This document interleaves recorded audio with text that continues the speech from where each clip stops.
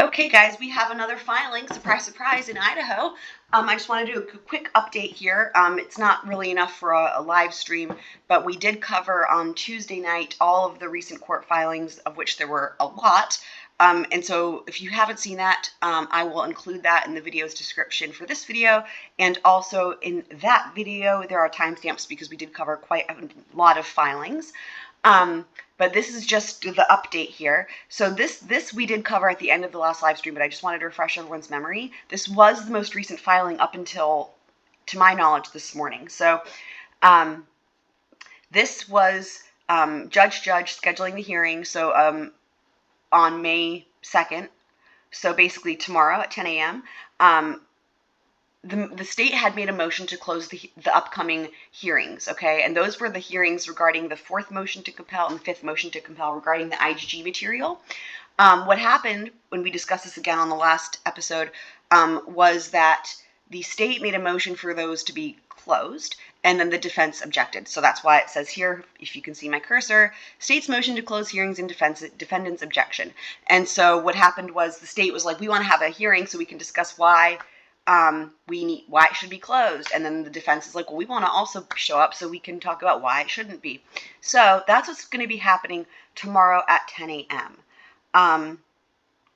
And that's all it says here. But I just wanted to go over that real quick so we could remember that was where we had left off. And of course, it will be streamed to Judge's YouTube channel. I love that that is here, like in this document. And I also love it's actually really funny to me they didn't include a link, because a lot of times what you'll see is these links included, and the links are like the type that have all the letters and symbols and stuff. We actually saw that several times in some of the court filings from the other night. So, okay, so now here's what is the new filing. So this is coming from the defense. As we discussed before, this is your caption. The state is the plaintiff because this is a criminal trial. All right, notice is hereby given that Bryan C. Kohberger, by and through his attorney's record, will call on for hearing the defendant's fifth motion to compel in the above entitled manner on 5/14/24 at 1:30 p.m.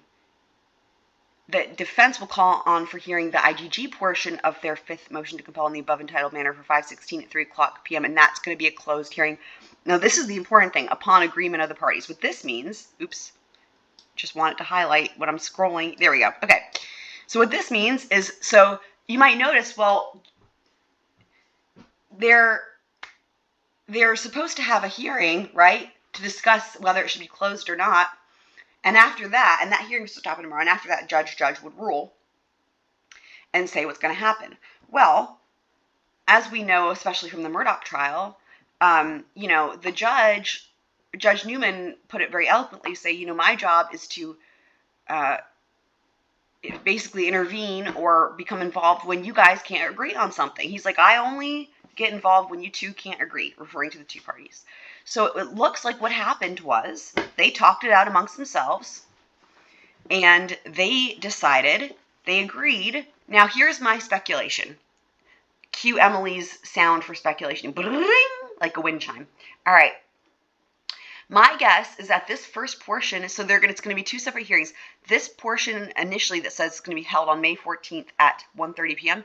My guess, if I had to speculate, is that this is going to be compelling more discovery regarding the cell phone shit. Why? Because we covered in the previous live stream that the state has come back and said, hey, Judge, they shouldn't get any more opportunities to make a quote-unquote alibi, right? Because they're like, this isn't following the definition of an alibi under the Idaho rules. This isn't legitimate, and therefore you shouldn't give them any more chances. This is just a waste of time. And we know that the defense has kind of been trying to say, well, we can't do any more until we have more information. My guess, if I had to guess, because what's the discovery this entire time they've been fighting over? They've been fighting over the cell phone stuff with the alibi, and they've been fighting over the IGG. And when I did speculate about this on the live stream, and I was speculating initially, I was speculating that there was going to be IGG involved, and then, of course, as further documents came out, that was correct. So I wouldn't be surprised at that if this was about the cell phone stuff. which I'm really interested in because we discussed this at length during the Murdoch trial series. And I've mentioned it before, I'll say it again. I highly recommend people going back and watching Matthew Wild, who testified in the Murdoch trial, and he was the one who explained how all the towers work. I recognized at the moment, because as a teacher, I saw that this dude is an excellent teacher, and I thought to myself, we'll probably never see someone explain how these towers work this well ever again in any trial, and yet this is used in every trial. But he basically is able to just teach the class, so to speak. He gets a pointer, and he just goes to town, and he explains how the towers work for the first good portion of his testimony, and then after that he gets into the facts of the case. But the first portion where he's just explaining the towers and how they work and the triangles and all that, he explains it in a way that you can follow. It makes sense, and it's really clear, and I highly recommend watching it. I've watched it several times, and I'm sure I will watch it again as we approach whenever we finally approach trial for Idaho. But I might even do a refresher on that before tomorrow, not tomorrow, the hearing on the 14th, because, again, my guess is that there's going to be more discussion about the cell phone pings. And the other thing that we talked about in the live stream, too, is I've not seen anywhere in court documents where they specifically clarify whether the state's theory is that the phone was on airplane mode or if it was off. And those are two completely different things. As we learned in the Murdoch trial, we've talked a lot about that. That actually makes a big difference, because if it was on airplane mode, it could still be tracking other types of data. For example, steps and orientation changes. So that's a big deal.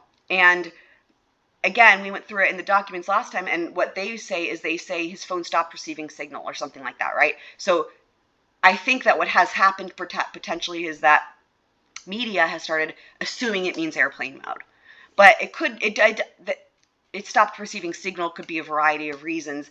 Of course, they're suggesting that it was on purpose and intentional, but it could have been a number of different ways, right? And the only way we're going to know that is to know what they have. And that's probably what this is about here with this motion to compel, because they're probably thinking the same thing. Of course, they know more. The defense already has more than obviously they know more than we do, but it could be getting down to the nitty gritty in terms of what data was the phone. Was there any data at all coming from the phone? Because as we know, the phone is going to try to communicate. That's the job of the phone. And again, for any more information on that, we broke a lot of that down in the Murdoch trial, but that serves as really good background information for anyone who did follow that with us to be set up to, and in recent memory, have a good understanding of the implications of this cell phone evidence, and that the importance of not just getting terms confused or just giving something a name when that hasn't come out in evidence. Because again, I think it's correct if they're just saying it stopped receiving signal. They don't want to tell everybody exactly what was going on with the phone. And even if they did, as we know, that's going to be fought over at trial. That's just what's going to happen. So again, I think that's what's going to happen on the 14th, is they're going to do this motion to compel discussing cell phone evidence. And then on the 16th, they're going to have a closed hearing with the IGG. So that's interesting. So what happened there is the defense acquiesced to the state's request. So I don't know what happened. They had a conversation, they worked it out amongst themselves, and that means they don't need judge's help. So what's interesting to see if that means they're going to cancel the hearing tomorrow. Probably, I would think.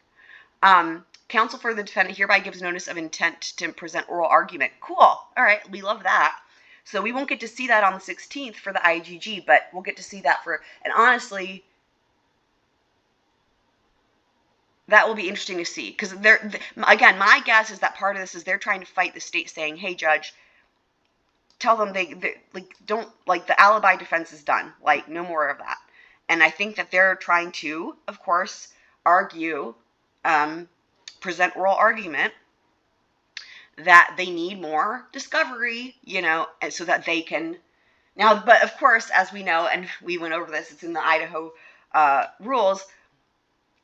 They even say, and they cited case law, that part of the point of the rule is that it's not a fishing expedition, or it's not supposed to be a fishing expedition. And, it's kind of seeming like that's what this is.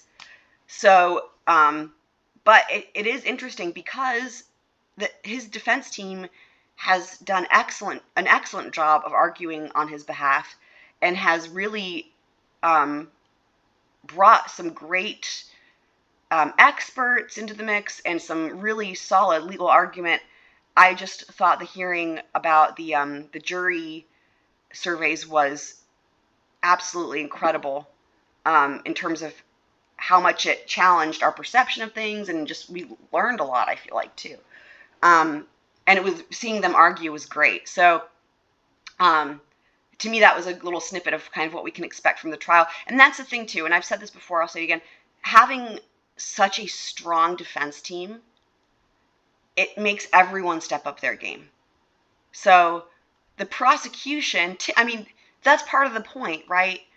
Because we don't want the prosecution to just be, quote unquote, resting on their laurels or what have you. They have to step up their game when you've got a strong defense team like this. Ann Taylor is she is the epitome of a really good defense attorney, in my opinion. We have not even seen how she would be at trial. That's something I could look into. Also, if people are interested, we could look and see if there are videos of her on YouTube, maybe from other trials. But what I will say is this. her motions practice, and like just looking at, we've seen her in hearings and just in the legal filings, is really, she's a force. And as it should be, right? As it should be.